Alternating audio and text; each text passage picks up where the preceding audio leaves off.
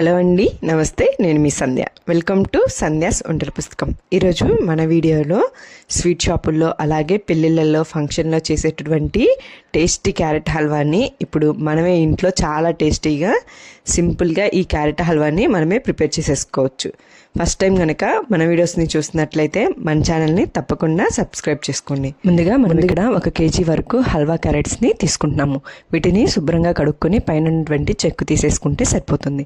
ఈ క్యారెట్స్ కనుక అవైలబుల్ లేకపోతే నార్మల్ క్యారెట్స్తో అయినా కానీ మనం ఈ హల్వా అనేది చేసుకోవచ్చు. ఇలా కట్ చేసుకున్నటువంటి క్యారెట్స్ని ఇలా సన్నగా తురుముకుంటే సరిపోతుంది. ఇలా తురుముకోవడానికి ఇబ్బందిగా కనుక ఉంటే మీరు వీటిని సన్న పీసెస్ లాగా కట్ చేసుకొని ఒక కుక్కర్ తీసుకొని కుక్కర్లో పెట్టేసుకొని ఒక 50 ml వరకు వాటర్ని కానీ పాలను కానీ యాడ్ చేసుకొని మెత్తగా ఉడికించుకుంటే సరిపోతుంది. ఈ క్యారెట్ హల్వా అనేది మరింత టేస్ట్ రావడానికి మనం ఇక్కడ బాదం పేస్ట్ అనేది ప్రిపేర్ చేసుకుంటాం. 10 నుంచి 15 వరకు బాదం పప్పుల్ని 1 గంట పాటు నానబెట్టేసుకున్న తర్వాత వాటి పైన ఉన్నటువంటి తొక్కు తీసుకొని ఈ విధంగా ఒక మిక్సీ జార్లోకి యాడ్ చేసేసుకొని మెత్తటి పౌడర్ లాగా వేసేసుకోవాలి. ఆ తర్వాత కొంచెం పాలను యాడ్ చేసుకొని మెత్తటి పేస్ట్ లాగా ప్రిపేర్ చేసుకొని పక్కన పెట్టుకోండి. స్టవ్ మీద ఒక కళాయి పెట్టుకొని అందులోకి 3 నుంచి 4 స్పూన్ల వరకు నెయ్యి అనేది యాడ్ చేసేసుకోండి. నెయ్యిని యాడ్ చేసుకున్న తర్వాత నెయ్యి అనేది కొంచెం హీట్ అయిన తర్వాత మనం తురిమి పెట్టుకున్నటువంటి క్యారెట్ని ఇందులోకి వేసేసుకోండి. ఈ విధంగా వేసుకున్న తర్వాత ఒకసారి అంతటిని బాగా కలిసే విధంగా కలబెట్టుకుంటే సరిపోతుంది. ఈ విధంగా కలబెట్టుకున్న తర్వాత మనం మూత పెట్టుకొని క్యారెట్ని బాగా మెత్తగా అయ్యేంత వరకు ఉడికించుకోవాలి. మధ్య మధ్యలో కలిదిప్పుకుంటూ ఈ క్యారెట్ అనేది ఇక్కడ చూపిస్తున్న విధంగా మనకి బాగా మెత్తగా ఉడికిపోవాలి.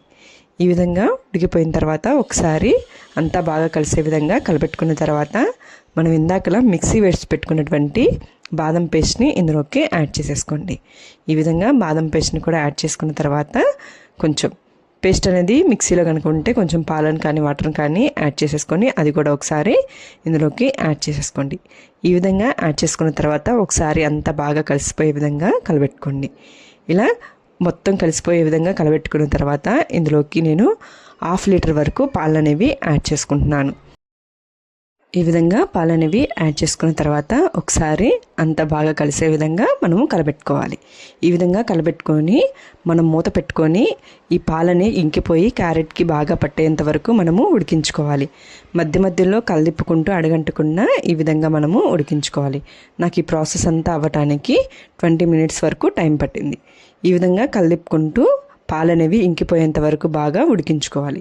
ఈ విధంగా కొంచెం పాలనేవి ఇంకిపోయి దగ్గర పడినప్పుడు ఇక్కడ నేను 1 కప్ వరకు పంచదారని తీసుకుంటున్నాను. ఈ పంచదారని యాడ్ చేసుకున్న తర్వాత ఒకసారి బాగా కలిపుకోండి. ఎక్కువగా స్వీట్ కావాలనుకునే వాళ్ళు 1.5 కప్ వరకు మనము పంచదారని యాడ్ చేసేసుకోవచ్చు. పంచదార వద్దు అనుకునే వాళ్ళు 1.5 నుంచి 2 కప్పుల వరకు బెల్లాన్ని మీ స్వీట్కి తగినట్టుగా యాడ్ చేసేసుకోండి. ఈ విధంగా పంచదారను కూడా యాడ్ చేసుకున్న తర్వాత కలిపుకుంటూ మనకి హల్వా అంతా దగ్గరకు వచ్చే విధంగా మనము ఉడికించుకోవాలి. ఈ విధంగా ఉడికిపోయిన తర్వాత ఇందులోకి 3 స్పూన్ల వరకు నెయ్యి అనేది వేసేసుకోండి. ఇలా నెయ్యిని వేసుకున్న తర్వాత ఒకసారి అంతా బాగా కలిసే విధంగా కలిపుకున్న తర్వాత మనము సన్నగా కట్ చేసి పెట్టుకున్నటువంటి డ్రై ఫ్రూట్స్ అన్నిటిని కూడా ఇందులోకి యాడ్ చేసుకోండి.